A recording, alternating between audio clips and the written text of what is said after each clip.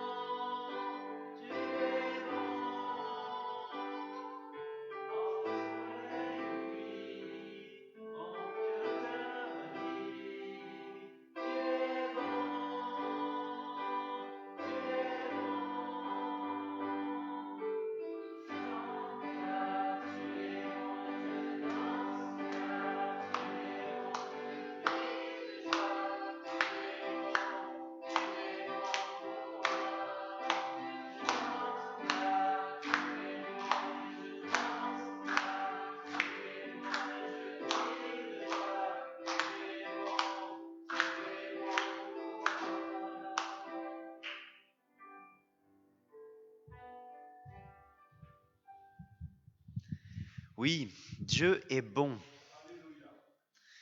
C'est ce que... Qui donc est semblable à notre Dieu? Personne. Personne. C'est ce que dit le psaume 89, versets 6 à 15.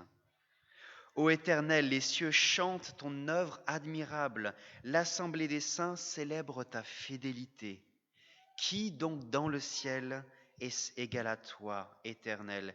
Qui donc est semblable à toi, qui parmi les dieux? Car c'est un Dieu redoutable, au conseil des saints, plus grand, plus impressionnant que ceux qui l'entourent. Qui, ô Éternel, ô Dieu des armées célestes, qui est puissant comme toi? Qui, ô Éternel, ta fidélité rayonne autour de toi? Oui, c'est toi qui maîtrises l'orgueil de la mer. Quand ces vagues se déchaînent, toi tu les apaises. C'est toi qui as écrasé, transpercé l'Égypte. C'est par ton bras puissant que tes ennemis ont été éparpillés de tous côtés. À toi appartient le ciel et la terre. Le monde et son contenu, tu les as fondés. Et le nord et le midi, tu les as créés. Le mont Tabor et l'Hermon, dans leur joie, t'acclament. Ton bras est armé, ta force de force. Ta main est puissante et ta droite est exaltée. Les assises de ton trône sont justice et droit. L'amour et la vérité marchent devant toi. Oui, personne n'est semblable à notre Dieu. C'est ce que nous voulons louer. Nous voulons nous rappeler de cela ce matin. Oui, personne n'est semblable à notre Dieu. Je vous invite à prier. Seigneur, oui, dans cette matinée, dans ce temps que nous voulons passer ensemble, nous voulons, Seigneur, te louer et te célébrer, nous réjouir, Seigneur, de qui tu es, parce que personne n'est semblable à toi. Tu es le Dieu puissant, le Dieu grand, le Dieu créateur, le Dieu saint, juste, bon, comme nous l'avons chanté. Sois loué pour cela. Aide-nous, Seigneur, à toujours nous rappeler de cela, que personne n'est semblable à toi. Personne. Seigneur, sois béni à jamais pour cela, dans le nom de ton Fils Jésus-Christ. Amen. Dieu nous dit dans sa lettre de Paul aux Philippiens, « Réjouissez-vous en tout temps ». Nous voyons bien que nous ne le faisons pas, ou si peu. Des fois, nous nous disons, ce qui s'est passé dans notre vie, c'est parce que c'est grâce à mes qualités, c'est grâce à ce que je suis, c'est grâce à mes capacités. Mais nous sommes appelés jour après jour à nous réjouir de ce que Dieu fait dans notre vie. Notre vie doit être caractérisée par cette réjouissance dans le Seigneur. Nous avons lu cette semaine en étude biblique un texte qui nous parle de cela, qui nous pose la question, mais est-ce qu'on se réjouit ? C'est l'histoire de 10 lépreux qui sont guéris par Jésus. Et il y a seulement un lépreux qui revient auprès de Jésus pour le remercier. Voici ce qu'il est dit. Luc 17, verset 15. L'un d'entre eux, quand il se rendu compte qu'il était guéri, revint sur ses pas en louant Dieu à pleine voix. Il se prosterna aux pieds de Jésus, face contre terre, et le remercia. Or, c'était un Samaritain. Alors Jésus dit, ils sont bien 10 qui ont été guéris, n'est-ce pas ? Où sont donc les 9 autres ? Il ne s'est donc trouvé personne d'autre que cet étranger pour revenir louer Dieu ? Puis s'adressant à ce Samaritain, il lui dit, relève-toi et va. Parce que tu as eu foi en moi, tu es sauvé. Est-ce que nous faisons partie de ces 9 lépreux qui sont tellement pris dans leur joie qu'ils ne sont pas allés remercier le Seigneur ? Ou est-ce que nous sommes ce lépreux samaritain qui est revenu auprès de Jésus pour le remercier, pour le louer, pour dire merci et pour se soumettre à lui ? Chaque semaine, chaque jour, chaque heure, nous devons être ce samaritain, dire merci Seigneur pour cela, pour cela, pour cela.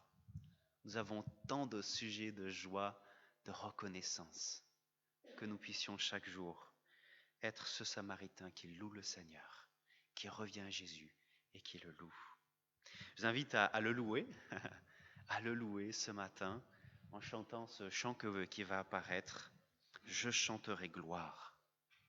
J'invite à vous lever pour dire à Dieu votre reconnaissance.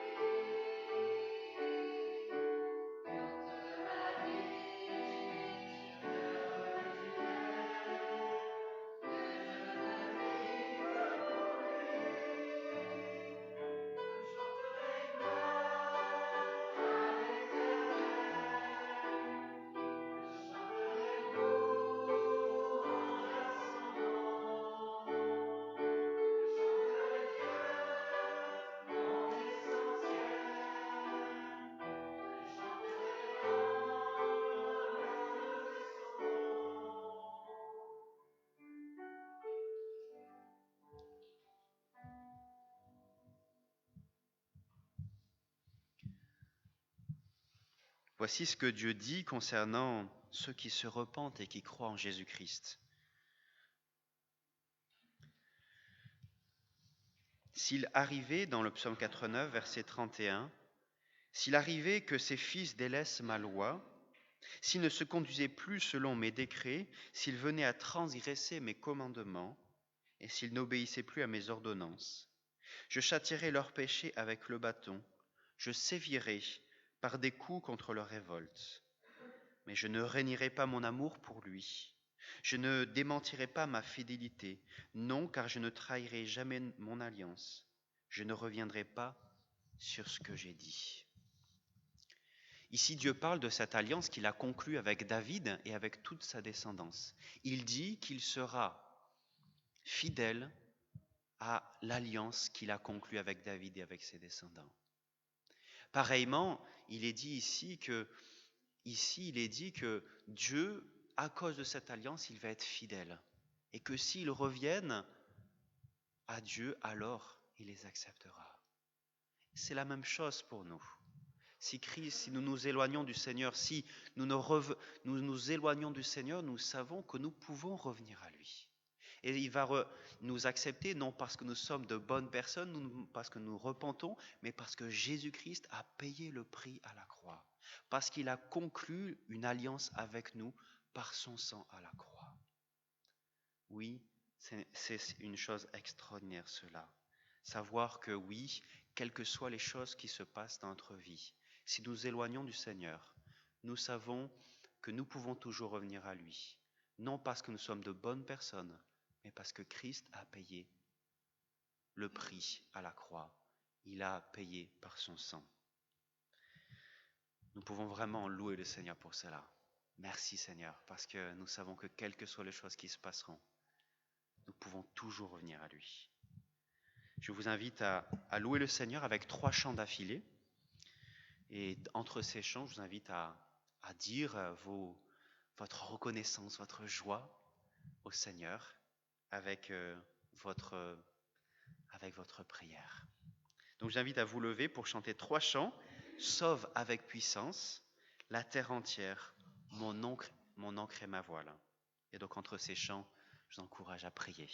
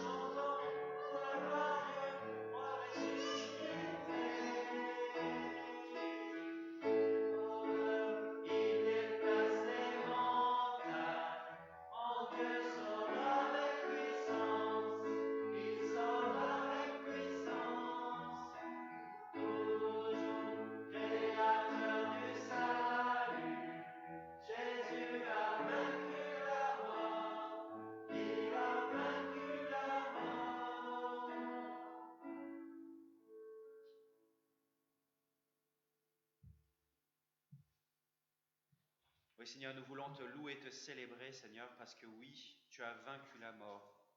Tu as la victoire à la croix. Seigneur, nous ne méritons pas cette grâce, largement pas.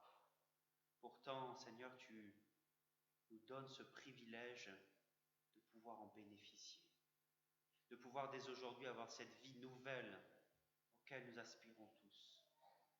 Seigneur, béni sois-tu pour cela. Béni sois-tu pour cette grâce en Jésus-Christ. Dans le nom de ton Fils Jésus-Christ, je veux te prier. Amen. Seigneur, en effet, nous voulons te louer et te remercier parce que tu as non seulement vaincu la mort, mais tu as vaincu le péché. Seigneur, tu vois que nous chantons facilement, que nous avons donné notre vie, nous avons donné notre vie, nous marchons même comme tu le désires. Seigneur, pardon, oui, parce que tu n'as pas toute la puissance. Et encore, moi, je veux faire ce que je veux. Avec toi, de la sécurité, de la joie, de la paix. Merci parce que tu es fidèle. Ce que tu dis, tu le fais. Sois ici, vraiment, c'est notre cœur. En Jésus. Amen. Amen.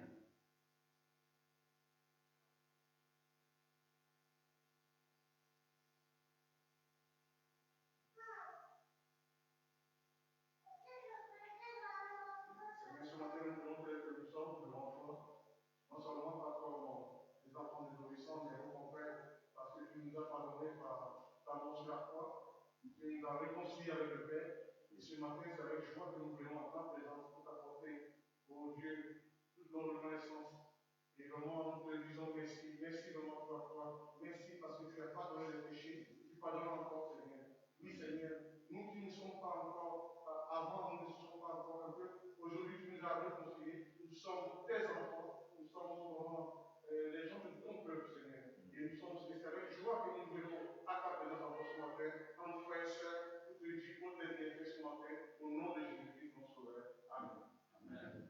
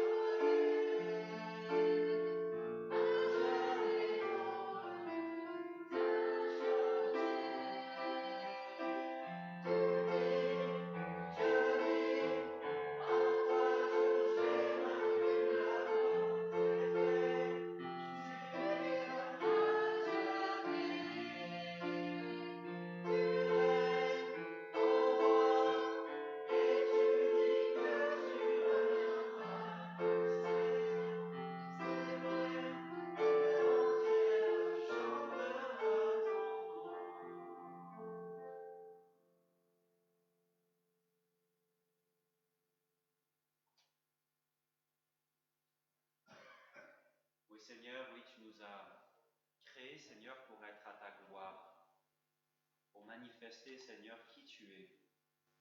Seigneur, oui, nous voulons chaque jour faire cela. Nous voulons te louer, te célébrer parce que tu es un Dieu auquel la gloire revient. sans conteste, Seigneur, face à notre création, face à notre salut, face à au moment où nous serons avec toi, Seigneur, dans ton royaume. Face à toutes ces choses, nous ne pouvons que dans la joie. Et nous pouvons que te remercier, te dire, oui, que toute la gloire te revienne, Seigneur, à jamais. Dans le nom de ton Fils Jésus-Christ. Amen.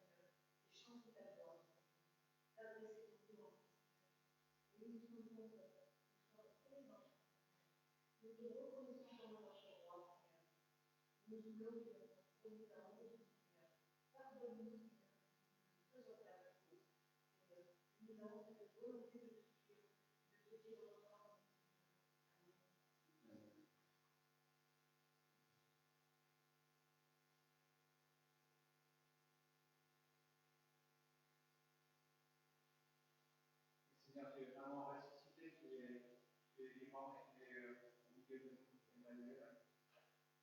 Merci Seigneur aussi parce que tu veux changer nos vies, changer nos cœurs pour que nous puissions te ressembler.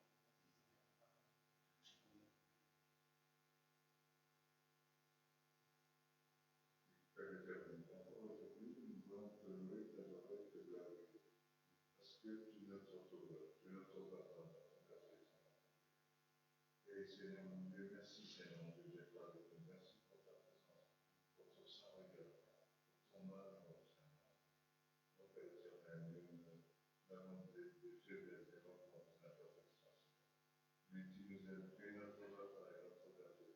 Et nous te demandons de nous conduire, de nous guider dans ton Saint-Esprit. Merci Seigneur.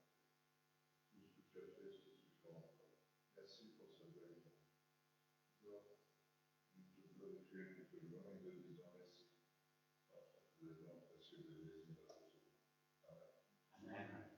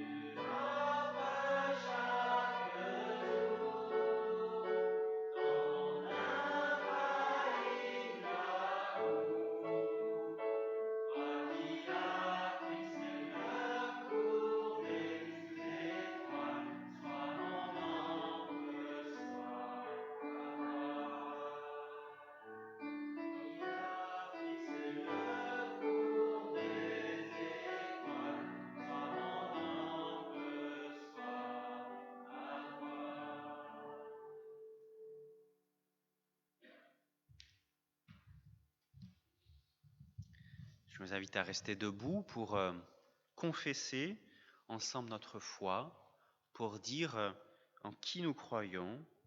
Et nous allons chanter le 371 pour cela. Nous croyons.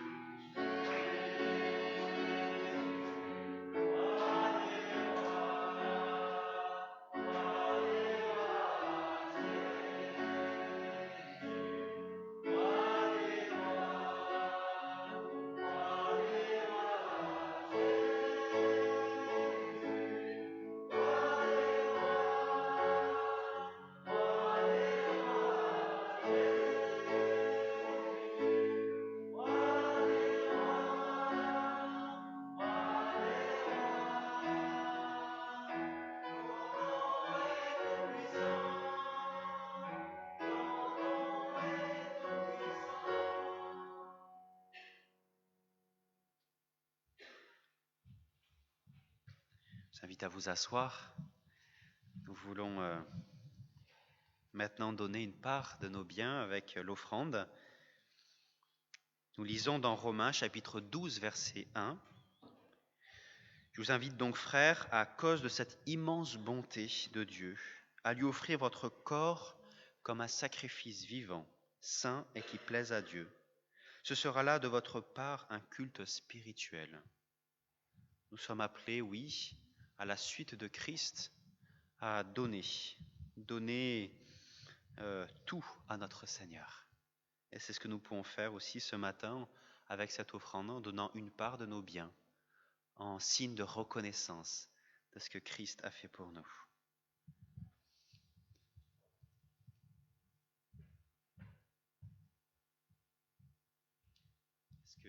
Est-ce que Jimmy, tu veux venir ?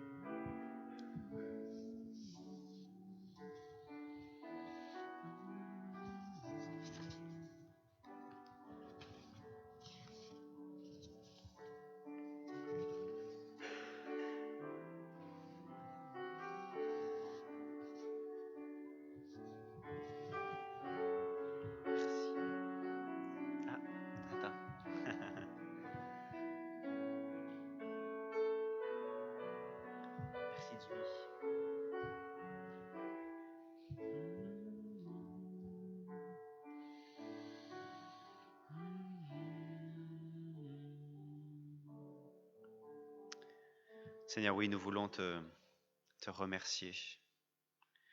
Seigneur, te remercier pour vraiment tout ce que tu nous donnes. Parce que tu ne nous donnes pas simplement, Seigneur, le salut. Déjà, c'est une énorme chose, Seigneur. Mais tu es toujours là, jour après jour, à pourvoir pour nos besoins, à être souverain sur toutes choses. Et tu guides toutes choses, Seigneur, pour notre bien. Seigneur, nous voulons te louer à jamais pour tout ce que tu as fait, tout ce que tu fais, tout ce que tu feras encore. Oui, et tout ce que tu es, Seigneur, aussi. Sois loué à jamais pour cela. Et que cette offrande soit une manifestation, une petite manifestation de ce que tu nous as donné, Seigneur, de ce que tu es, Seigneur. Sois loué et célébré à jamais. Dans le nom de ton Fils Jésus-Christ. Amen.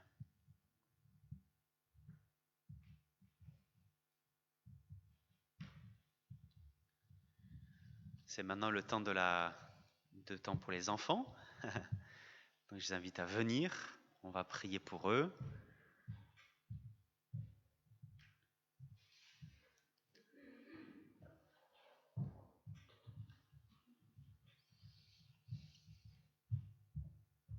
Donc on va prier pour vous, les enfants. Que Dieu vous bénisse. Seigneur, merci Seigneur pour tous ces enfants qui sont là. Seigneur, merci pour eux. Merci pour tout ce qu'ils sont, Seigneur. Que tu as fait d'eux des merveilleuses créatures, comme chacun d'entre nous. Seigneur, bénis-les, Seigneur, dans leur vie de tous les jours. Sois à leur côté, Seigneur. Ils ont besoin de toi, comme chacun nous avons besoin de toi. Seigneur, bénis-les pour que vraiment ils puissent aussi connaître, Seigneur, ce Dieu si bon que tu es. Oui, Seigneur, vraiment, c'est ce que je te demande. Bénis les monitrices qui vont être là ce matin pour les enseigner de ta part.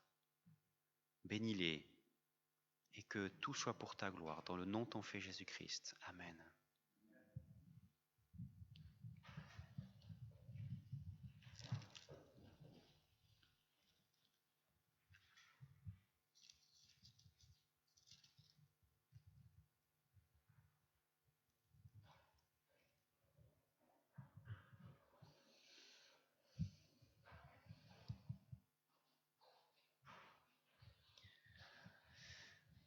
Alors le texte que j'ai choisi pour ma prédication se trouve dans Ézéchiel, le livre d'Ézéchiel, chapitre 33, versets 1 à 20. Ézéchiel 33, versets 1 à 20. L'Éternel m'adressa la parole en ces termes. Fils d'homme, parle aux gens de ton peuple et dis-leur. Supposez que j'envoie la guerre contre un pays et que les gens de l'endroit prennent l'un des leurs pour le poster comme sentinelle. Lorsque cet homme voit l'armée ennemie s'avancer dans le pays, il sonne du corps pour donner l'alarme à la population. Si alors quelqu'un entend la sonnerie du corps, mais ne tient pas compte de l'avertissement, il sera seul responsable de sa mort si l'ennemi survient et le tue. Il a entendu la sonnerie du corps et ne s'est pas laissé avertir, il est donc seul responsable de sa mort. S'il tient compte de l'avertissement, il sauvera sa vie. Mais si la sentinelle voit venir l'ennemi et ne sonne pas du corps, de sorte que le peuple ne soit pas averti, et si alors l'ennemi survient et tue un membre du peuple, cette personne périra, bien par la suite de ses propres fautes, mais je demanderai compte de sa mort à la sentinelle. Eh bien toi, fils d'homme, je t'ai posté comme une sentinelle pour la communauté d'Israël. Tu écouteras la parole qui sort de ma bouche, et tu les avertiras de ma part. Si je dis au méchant, méchant homme, tu vas mourir, et si tu ne dis rien pour l'avertir afin qu'il abandonne sa mauvaise conduite, ce méchant mourra à cause de sa faute, mais je demanderai compte de sa mort. Si au contraire tu avertis le méchant en lui demandant d'abandonner sa mauvaise conduite, et s'il ne veut pas l'abandonner, il mourra à cause de sa faute. Mais toi, tu seras déchargé de toute responsabilité. Fils d'homme, dis à la communauté d'Israël, vous ne cessez de répéter, comment pourrions-nous vivre puisque nos rébellions et nos fautes pèsent sur nous et que nous dépérissons à cause d'elles? Dis-leur, Aussi vrai que je suis vivant, le Seigneur, l'Éternel, le déclare. Je ne prends aucun plaisir à la mort du méchant, et je désire qu'il abandonne sa conduite et qu'il vive. Détournez-vous, détournez-vous donc de votre mauvaise conduite. Pourquoi devriez-vous mourir, gens d'Israël? Et toi, fils d'homme, dis aux membres de ton peuple, si un homme juste tombe dans le péché, sa droiture passée ne le sauvera pas. De même, si le méchant abandonne sa mauvaise conduite, sa perversité passée ne causera pas sa perte. La droiture passée ne fera pas vivre le juste le jour où il se met à pécher. Quand bien même j'aurais dit au juste qu'il vivrait, et si fort de sa droiture il se met à commettre le mal, on ne tiendra plus compte de toute sa droiture, et il mourra à cause du mal qu'il aura commis. Et quand bien même j'aurais dit au méchant, tu vas mourir, s'il abandonne ses fautes et fait ce qu'il est droit et juste, il vivra. S'il restitue le gage qu'il a exigé, rend ce qu'il a volé, s'il se conforme aux commandements qui font obtenir la vie et cesse de faire le mal, certainement il vivra, il ne mourra pas. On ne tiendra plus compte de tous les péchés qu'il a commis. Puisqu'il a fait ce qu'il est droit et juste, il vivra. Les gens de ton peuple ont dit, la manière d'agir du Seigneur n'est pas équitable. Mais c'est leur manière d'agir qui n'est pas équitable. Lorsqu'un juste se détourne du bien et commet le mal, il mourra pour cela. Et lorsqu'un méchant se détourne de sa méchanceté et fait ce qui est droit et juste, il vivra pour cela. Comment osez-vous dire de ma manière d'agir n'est pas équitable? Je vous jugerai chacun selon sa manière d'agir, gens d'Israël. Jusqu'ici la lecture de la parole de Dieu. Je vous invite à prier. Seigneur, merci, oui, parce que tu es un Dieu bon, un Dieu si bon, si grand, si merveilleux. Seigneur, nous te remercions pour ta parole, parce que toute ta parole est inspirée, toute ta parole est utile pour nous. Et nous voulons te remercier parce que ce que nous avons lu, cette portion de ta parole que nous avons lue, est utile pour nous, par ton Saint-Esprit. Que Seigneur, ton Saint-Esprit et ta parole travaillent dans notre cœur, de concert pour notre édification. Oui, c'est ce que je te demande tout particulièrement. Bénis-nous et que tout soit pour ta gloire. Dans le nom de ton Fils que je te priais. Amen. Nous commençons donc aujourd'hui une nouvelle série de prédications intitulée « Qu'est-ce que Dieu veut pour moi ?» Quelle est la volonté de Dieu pour moi? C'est vrai que nous passons beaucoup de temps peut-être à faire beaucoup de choses pour nos familles, pour nos amis, pour notre travail. Mais peut-être des fois, nous passons à côté de ce que Dieu veut pour notre vie. J'aimerais, pendant les prochaines semaines, vous encourager et vous rappeler ce que Dieu veut pour chacun d'entre vous. Après cette série, nous découvrirons aussi ce que Dieu veut pour son Église. Mais avant cela, nous allons découvrir ce que Dieu veut pour chacun d'entre nous en tant que personne née de nouveau. Dieu veut que nous soyons remplis de l'Esprit, soumis aux autorités, sanctifiés, reconnaissants et bien d'autres choses. Mais ici, la première volonté que le Seigneur nous découvre dans ce texte, c'est celle que tout homme vive. C'est ce que dit le verset 11. « Aussi vrai que je suis vivant, le Seigneur l'Éternel le déclare, je ne prends aucun plaisir à la mort du méchant, je désire qu'il abandonne sa conduite et qu'il vive. »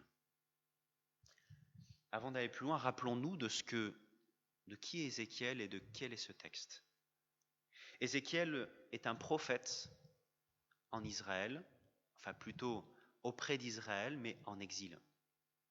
Déjà, une partie du peuple est partie en exil, et il parle au peuple d'Israël alors qu'il est en Babylonie. Ce peuple aspire toujours à revenir en Israël, dans le pays promis. Et donc, parce qu'il y a toujours un reste qui est à Jérusalem.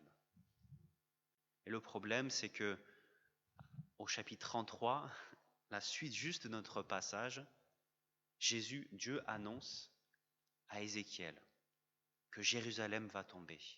Et donc à la suite de cela, Dieu donne à Ézéchiel une nouvelle mission, celui d'encourager son peuple qui va dorénavant, oui, être en exil pendant 70 ans.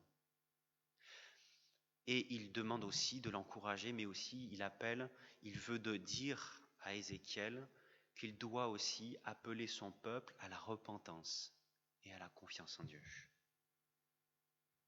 C'est donc dans ce contexte difficile que Dieu parle par la bouche d'Ézéchiel, qu'il parle au peuple et qu'il nous parle aussi ce matin. Les deux choses principales que Dieu veut nous dire ce matin, la première, c'est celle que Dieu veut que nous vivions. La deuxième chose, c'est qu'il nous appelle à être une sentinelle. Donc premièrement, Dieu veut que toute personne vive. C'est la volonté du Seigneur. Car Dieu sait comment le péché pèse sur les vies. Il le dit, Dieu reprend ce que le peuple pense au verset 10. Comment pourrions-nous vivre puisque nos rébellions et nos fautes pèsent sur nous et que nous dépérissions à cause d'elles?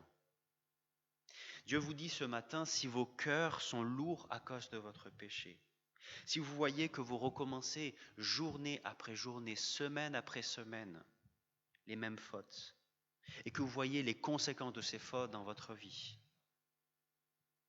comme la séparation, la dispute, l'égoïsme, alors Dieu vous dit que ce n'est pas une fatalité. Dieu vous dit, Dieu veut que vous viviez, que vous ayez la vie en abondance. Et pour avoir cela, il faut être réconcilié avec Dieu. Dieu veut que vous ayez une vie en abondance, cette vie sans problème relationnel, sans mensonge, sans égoïsme, sans rébellion par rapport à Dieu. Cette vie se trouve, oui, en Jésus-Christ.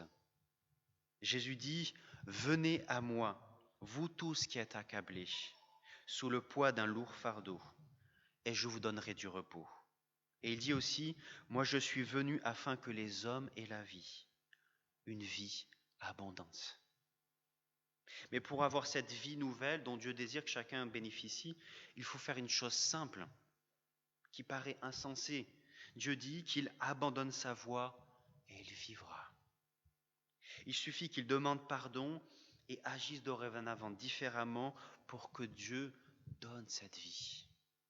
C'est la logique de la grâce qui est difficile à comprendre.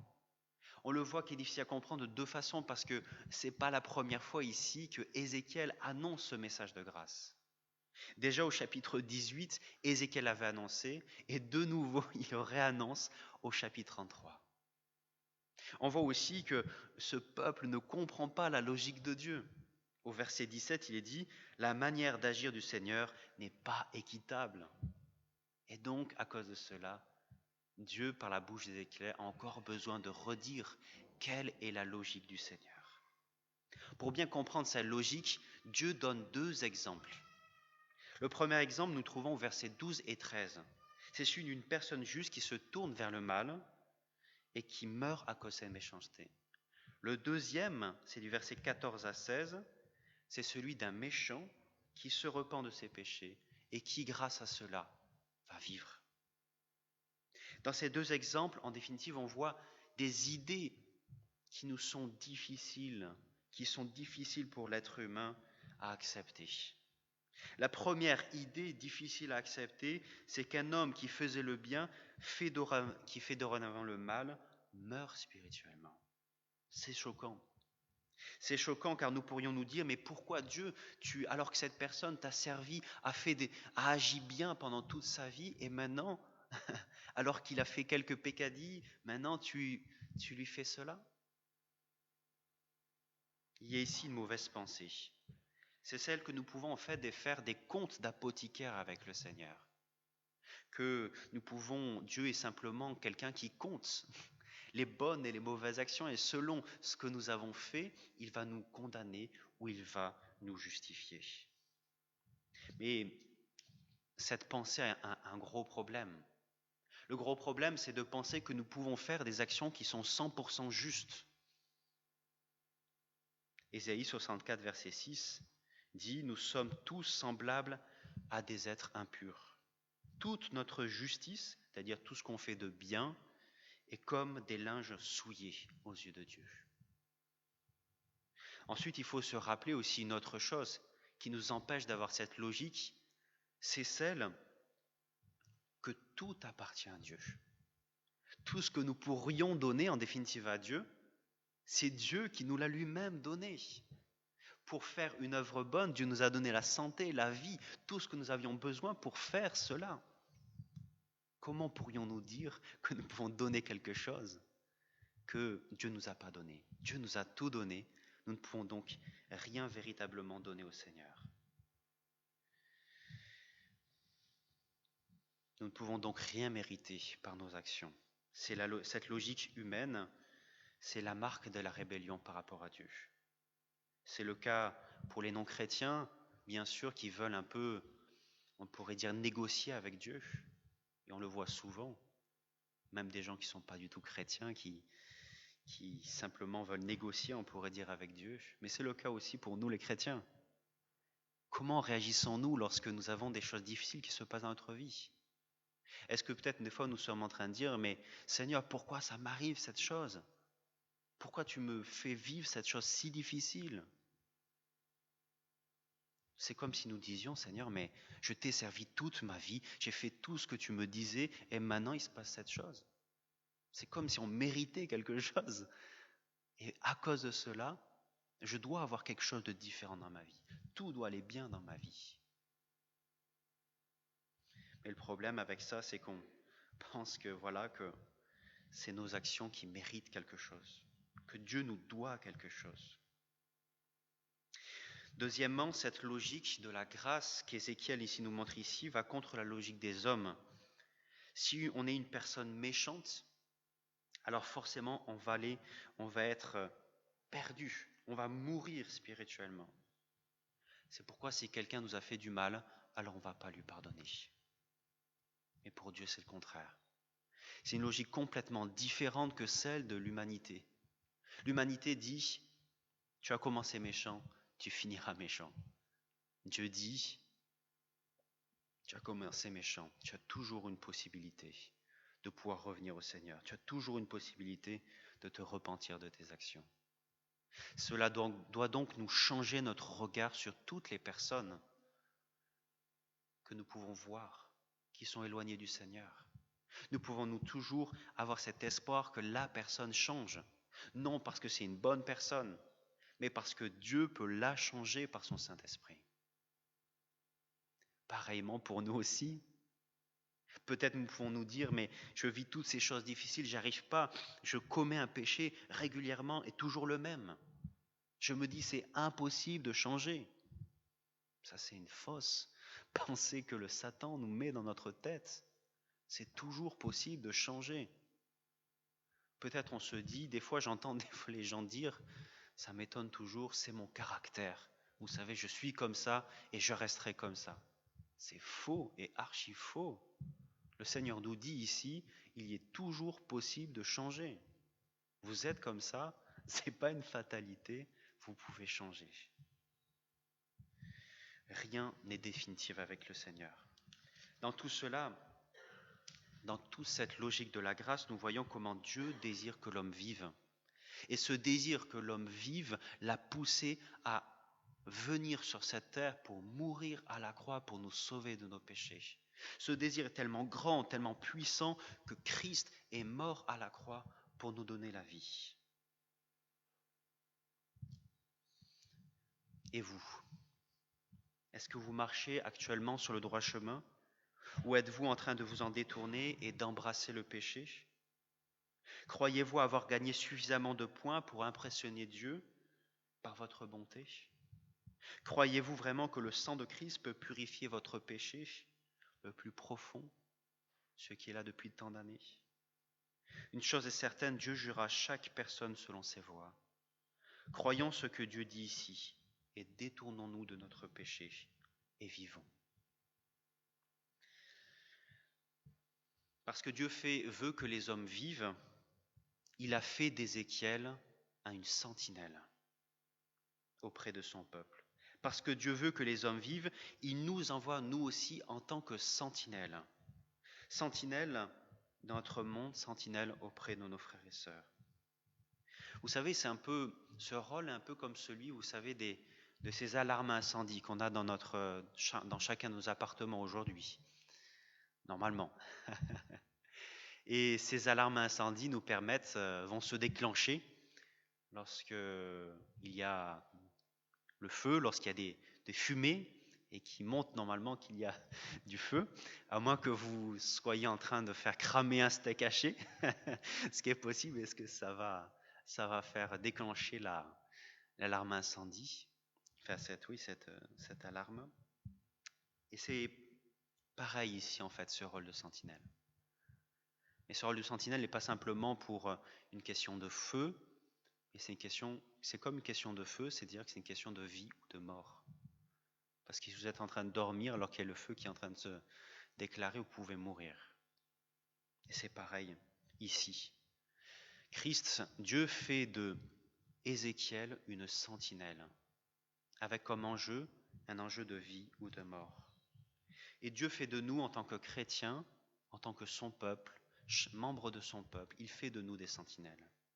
Des sentinelles dans notre pays, dans notre ville, dans notre quartier, dans notre bâtiment, dans notre famille, auprès de nos amis, dans notre travail. Il fait de nous des sentinelles.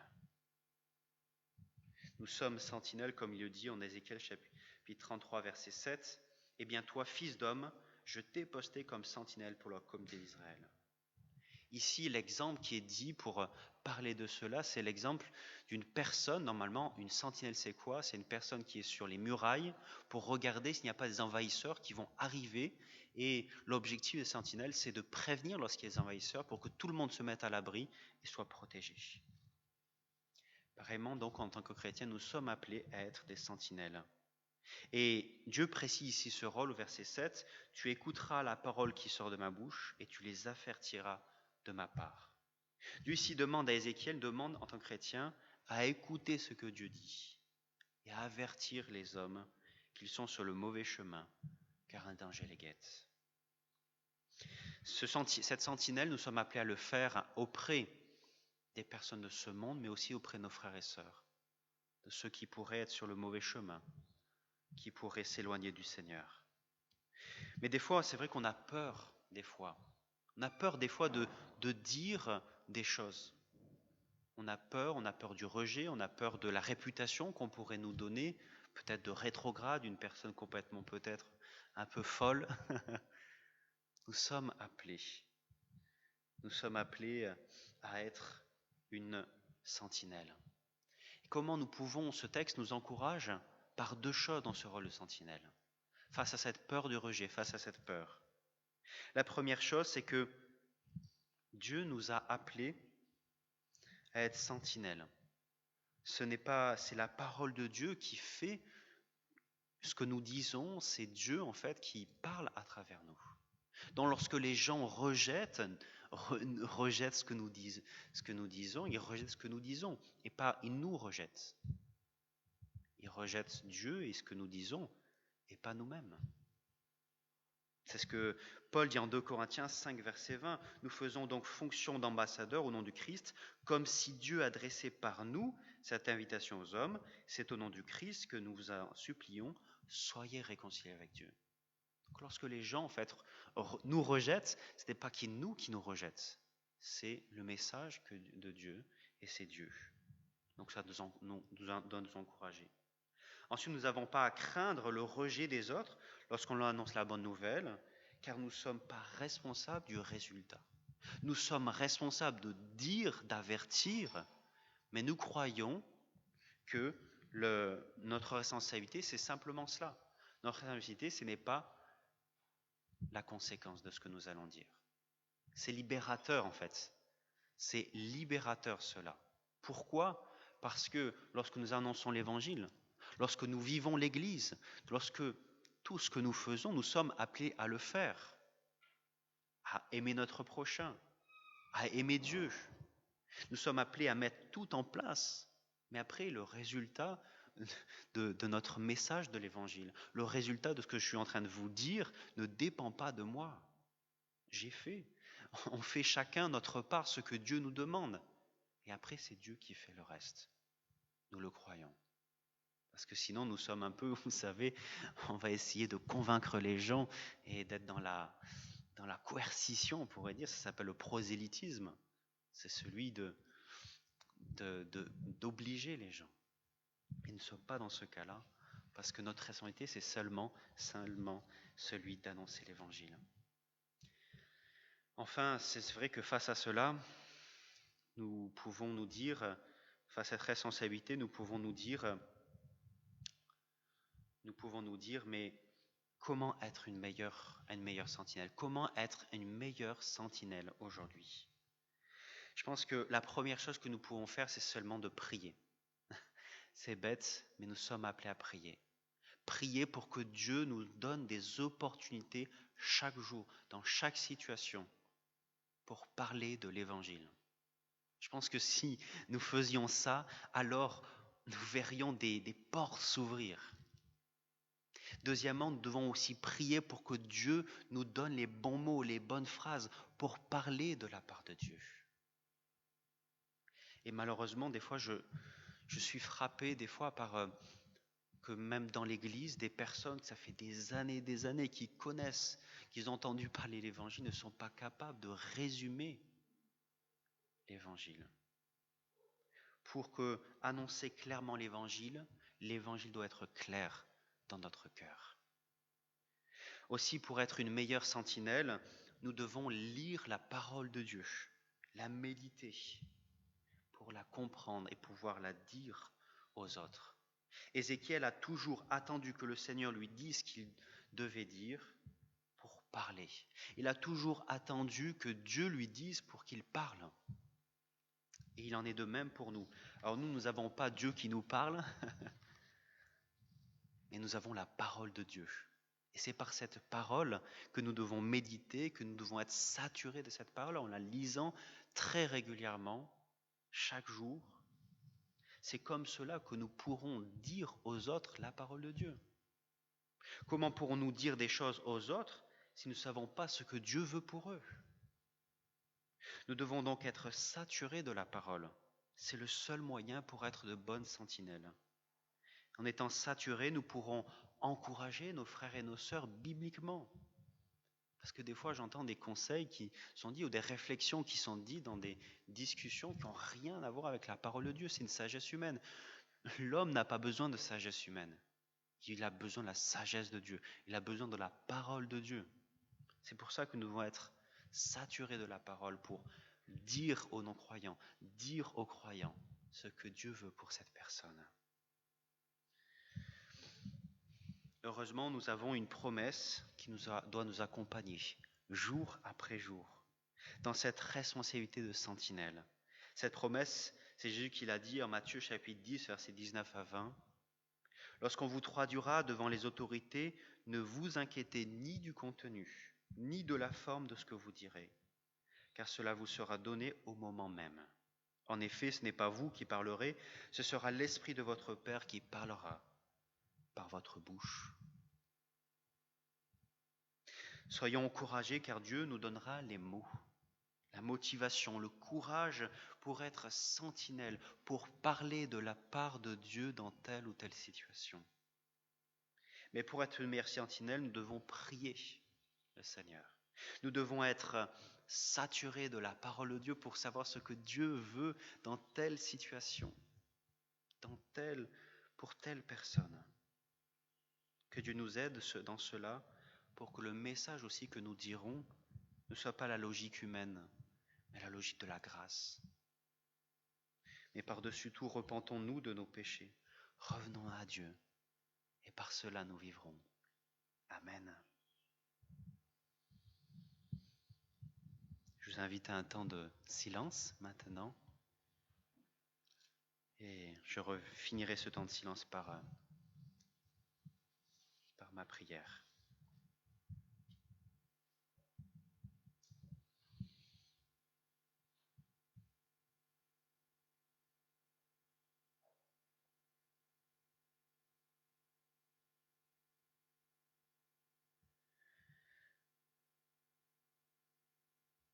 Seigneur, nous voulons te louer, te célébrer, parce que tu es un Dieu bon. Tu es un Dieu, Seigneur, qui prend soin de nous. Seigneur, merci parce que oui, tu nous encourages, nous invites ce matin à venir à toi. Tu nous dis, Seigneur, venez à vous qui êtes chargés. Seigneur, que nous puissions venir à toi ce matin, que nous puissions venir à toi déposer tous nos soucis, tous nos fardeaux, que nous puissions te demander pardon. Et nous savons que par cela, tu nous donneras la vie en abondance que tu nous promets, parce que c'est ce que tu veux pour tes enfants, pour ton peuple. Seigneur, je veux te prier pour cela, Seigneur. Aide-nous à toujours revenir à toi, à ne pas penser que nous allons pouvoir nous débrouiller par nos propres forces, que nous pourrons créer notre vie par nos propres forces. Mais aide-nous à trouver notre vie en toi. Seigneur, je veux te prier, Seigneur, que tu nous aides, Seigneur, vraiment à toujours penser, Seigneur, à toujours penser, Seigneur, que jamais c'est fini, jamais c'est définitif. Seigneur, des fois c'est Satan qui nous dit, mais tu es mauvais, tu es nul, et tu le seras toujours. Tu as commis ce péché, et tu l'as recommis. Tu es nul, tu vas toujours le faire. Seigneur, aide-nous à toujours nous rappeler que nous pouvons toujours tout recommencer avec toi. Que nous pouvons tout recommencer avec toi, toujours, en tout temps. C'est le cas pour nous, c'est le cas pour tout homme, Seigneur. Si nous tournons vers toi, nous repentons et croyons en toi. Seigneur aussi, aide-nous. Aide-nous à ne pas, dans cette pensée, nous faire captifs de cette pensée qui, on croit qu'on peut faire de l'échange avec toi, un peu de l'équilibre entre les bonnes choses et les mauvaises choses. Comme si on pouvait négocier avec toi. C'est impossible. Seigneur, aide-nous à vraiment réfléchir, à vraiment comprendre que oui, Seigneur, nous ne pouvons pas négocier avec toi. Et que même si nous avons fait des bonnes œuvres auxquelles tu nous appelles, c'est pas parce que nous avons fait cela que tu nous dois quelque chose. Trop souvent, Seigneur, nous pouvons réagir comme cela. Nous nous disons, oh, je suis un bon chrétien, je vais à l'église, je fais des choses, Seigneur. Mais nous oublions, Seigneur, nous oublions qu'en fait, que tout cela, que toute chose est une grâce. C'est toi qui nous le donnes. C'est toi qui nous donnes ces capacités pour faire ces œuvres bonnes.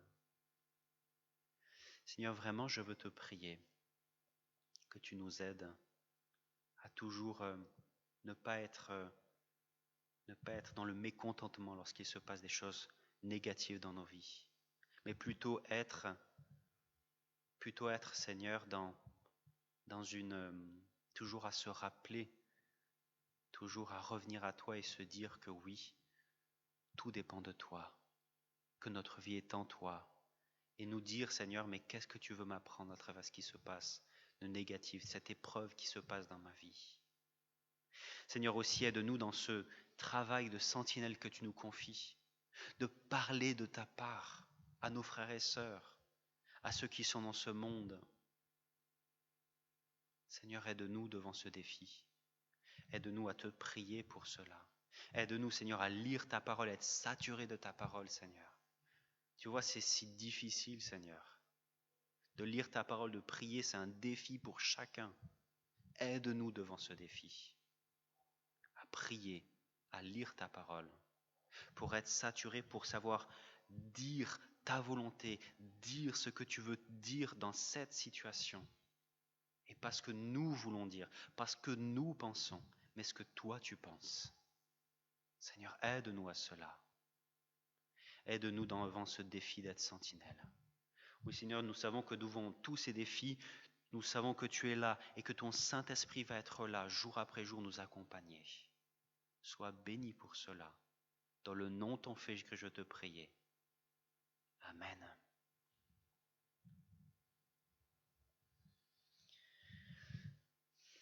C'est maintenant le temps du repas du Seigneur. Nous voulons remercier le Seigneur pour tous ses bienfaits en Jésus-Christ. Nous voulons nous rappeler de ce que Christ a fait pour nous, être nourris de cela.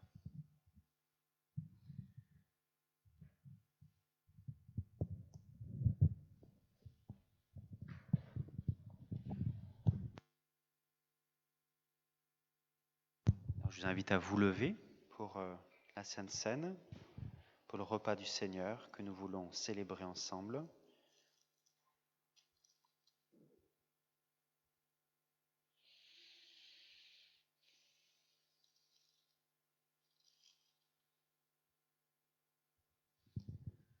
Oui, ce repas que nous voulons vivre ensemble, c'est se rappeler de cette grâce que je vous disais à l'instant. Cette grâce qui nous montre en fait que nous ne pouvons rien faire par nos propres efforts. Nous ne pouvons pas faire d'œuvres qui puissent nous permettre de mériter quelque chose. Parce que tout, Dieu a tout accompli en Jésus-Christ. Que Dieu soit béni à jamais. Et que ce pain et ce vin que nous prenions nous donnent cette vie par la foi. Cette vie en abondance auquel nous aspirons. Cette vie que Christ seulement peut donner. Venez à moi, vous tous qui êtes fatigués, accablés. C'est ce que Dieu nous dit ce matin en prenant cette Sainte Seine. Venez à moi, venez à Jésus-Christ pour avoir cette vie en abondance. Je vous invite à prier. Seigneur, oui, nous avons besoin de toi.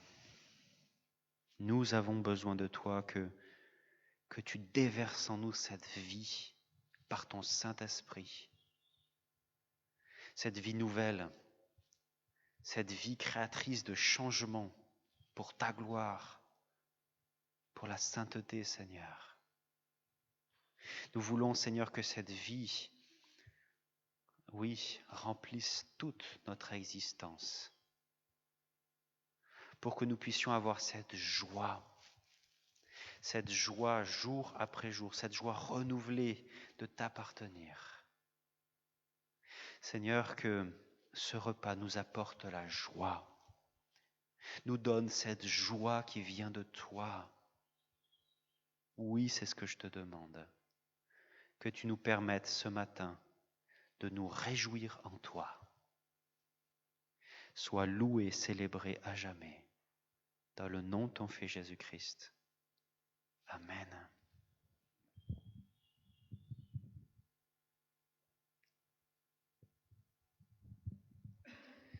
Je vais vous lire les paroles d'institution de la Sainte Seine. Le Seigneur Jésus, dans la nuit où il fut livré pour être mis à mort, prit du pain. Et après avoir prononcé la prière de reconnaissance, il le rompit en disant : Ceci est mon corps, il est pour vous. Faites ceci en mémoire de moi. De même, après le repas, il prit la coupe et dit : Cette coupe est la nouvelle alliance scellée en mon sang. Faites ceci toutes les fois que vous en boirez en souvenir de moi. Donc chaque fois que vous mangez de ce pain et que vous buvez cette coupe, vous annoncez la mort du Seigneur, et ceci jusqu'à son retour. C'est pourquoi quiconque mangerait le pain ou boirait la coupe du Seigneur d'une manière indigne se rendrait coupable envers le corps et le sang du Seigneur. Que chacun donc s'examine sérieusement lui-même, et qu'alors il mange de ce pain et boive de cette coupe. Oui, que nous puissions maintenant discerner, que nous puissions nous rappeler. Discerner, ça veut dire pas simplement prendre ce pain et ce vin comme si c'était simplement du pain et du vin, mais que ça soit véritablement une nourriture spirituelle, que nous puissions vraiment nous rappeler de ce que Christ a fait pour nous, que nous puissions nous replacer devant le Seigneur, que ce soit l'occasion pour dire à Dieu, mais voilà, il y a telle ou telle chose qui ne vont pas dans ma vie. Seigneur, je désire que tu sois le Seigneur dans ces circonstances. Seigneur, je désire que tu me donnes la vie dans cette circonstance. Nous allons maintenant partager le pain et le vin.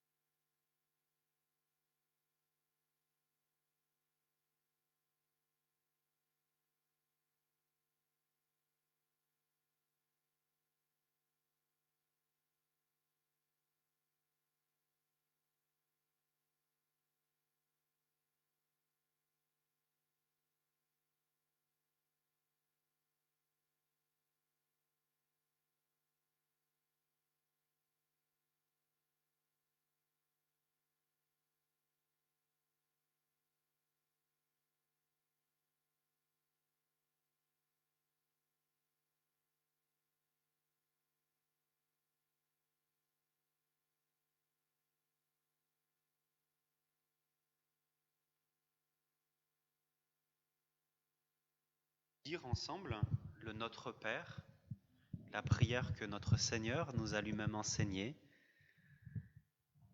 Notre Père qui es aux cieux, que ton nom soit sanctifié, que ton règne vienne, que ta volonté soit faite sur la terre comme au ciel. Donne-nous aujourd'hui notre pain de ce jour. Pardonne-nous nos offenses comme nous aussi nous pardonnons à ceux qui nous ont offensés. Et ne nous soumets pas à la tentation, mais délivre-nous du mal, car c'est à toi qu'appartiennent le règne, la puissance et la gloire pour les siècles des siècles. Amen. Je vous invite à rester debout on va chanter une dernière fois, je pense avec le chant qui va apparaître, donc ce sera sans Catherine, parce que Catherine reste avec les enfants là cette fois-ci. Et je crois que c'était Stéphanie qui devait chanter, nous aider à chanter, il me semble. Non ? C'était pas ce chant. Je croyais que c'était ce chant. On va la chanter comme ça, a cappella. Toi, lève-toi et va au nom du Christ, porter l'amour de Dieu au monde. Toi, lève-toi et va au nom du Christ, porter l'amour de Dieu au monde. Toi, donne-toi au Seigneur de la vie, et tu seras lumière du monde. Toi, donne-toi au Seigneur de la vie, et tu seras lumière du monde. Toi, ouvre-toi au souffle de l'Esprit, lumière et renouveau du monde. Toi, ouvre-toi au souffle de l'Esprit, lumière et renouveau du monde.